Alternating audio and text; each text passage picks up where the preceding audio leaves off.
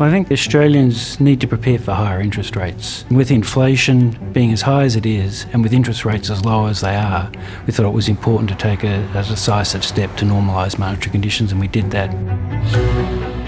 The person the Australian public has come to love to hate about the interest rates they are paying on their mortgage, or about the impact of interest rates on their business and the economy more broadly, has morphed over the years. Once it was a job for the Treasurer of the day. To the opposition, the latest easing is a blatant political act. The Treasurer is clearly trying to push the pace for political ends. He better be right, because if he's wrong, foreigners will bucket out of our currency like you've never seen. Does that mean that you're losing grip on monetary policy? No. Well, they're not doing what you're saying they're going to do. They do what I say, I can assure you of that. But when the Howard government formalised the independence of the Reserve Bank in 1996 to set interest rates, the villain became the Reserve Bank Governor. In recent times, that's been Phil Lowe. It's not just me making these decisions. There are 9 people based on the advice of a large staff. That's our job, and it's unpopular. And I accept that. Governor Lowe has particularly been in the firing line in the past couple of years, partly because of his bold prediction in late 2020 that interest rates would not rise until at least 2024. From a forecasting perspective, that's embarrassing. We should forecast this better. And partly because of the most aggressive rate rises in decades, which began as inflation started to accelerate at the beginning of last year. Growing criticism of the Reserve Bank and disquiet over its setting of interest rates culminated in a review of the bank commissioned by Treasurer Jim Chalmers, which was released today. There is a recommendation that a new separate board should be established to run monetary policy, that is, set interest rates. But the report has reflected more broadly on the job of the bank. The Reserve Bank's Act does not just direct it to fight inflation. It says the board should, quote, conduct monetary policy in a way that, in its opinion, will best contribute to stability of the currency of Australia, the maintenance of full employment in Australia, and the economic prosperity and welfare of the people of Australia. But the direction to maintain full employment, as well as dealing with inflation, seemed to get lost in the conversation over the years.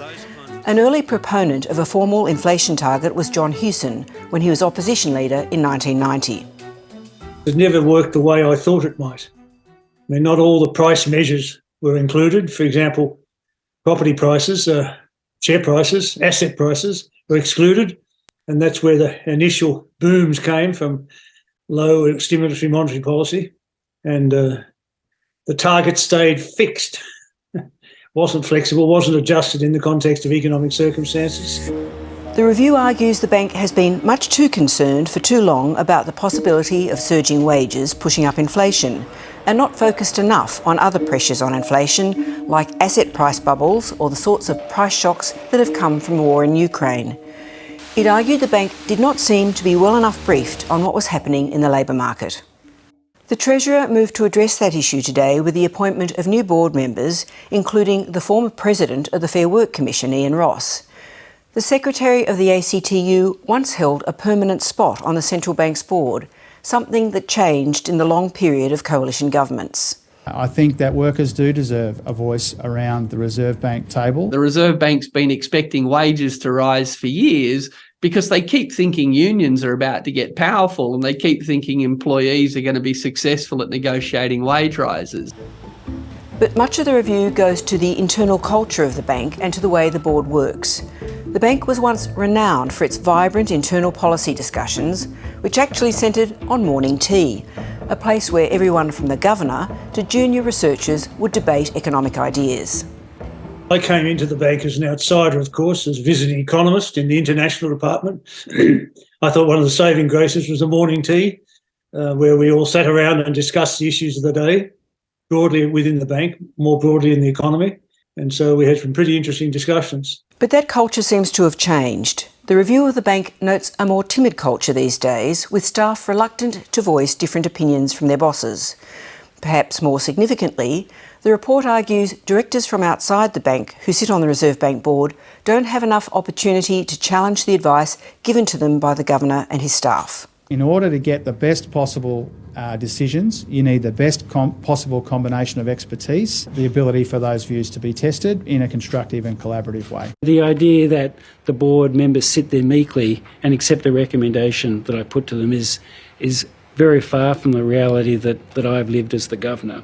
There's very much a strong, and I'd say narrow sense amongst the Reserve Bank economists about what their role is and about how to control inflation.